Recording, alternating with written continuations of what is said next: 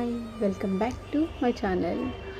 అయితే చాలామందికి ఉండే డౌటే, నాకు కూడా వచ్చింది ఆ డౌటు. సో మీరు ఎవరైనా క్లారిఫై చేస్తారా అని చెప్పేసి నేను ఈ వీడియో చేస్తున్నాను.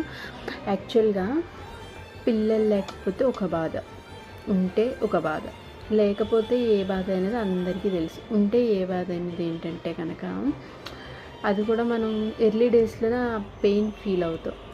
అదేంటంటే డెలివరీ అయిన తర్వాత పిల్లలకి ఫీడింగ్ ఇచ్చే ప్రాసెస్లో కానీ అండ్ వాళ్ళని టేక్ కేర్ చేసే ప్రాసెస్లో కానీ చాలా స్ట్రగుల్ అవుతాం. ఎందుకంటే అప్పటికి మన బాడీ స్టిచ్చెస్తో నార్మల్ ఆర్ సి సెక్షన్ ఏదైనా సరే స్టిచ్చెస్ అనేది కంపల్సరీ. కాబట్టి ఆ పెయిన్ అది ఫస్ట్ టైం అయినట్లయితే కనుక అది ఇంకా పెద్ద పెయిన్. ఎందుకంటే అవన్నీ కొత్తగా అనిపిస్తాయి కాబట్టి, ఫీడింగ్ ప్రాసెస్ కానీ, మనకి ఆపరేషన్స్ అవ్వడం కానీ, బెడ్ రెస్ట్లు కానీ, ఇవన్నీ చాలా కొత్తగా అనిపిస్తాయి. కాబట్టి ఆ ప్రాసెస్లో మనం చాలా స్ట్రెస్ అనేది తీసుకుంటూ ఉంటాం. ఆ స్ట్రెస్లో పిల్లల్ని కొడతాం కూడా.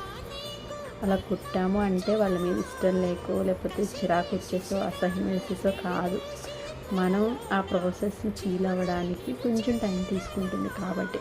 అండ్ నా డౌట్ ఏంటంటే కనుక, ఈ ప్రాసెస్లో అంటే నేను ఫేస్ చేయడానికి రీజన్ ఏంటంటే కనుక, నా దగ్గర ఎవ్వరు లేరు. నా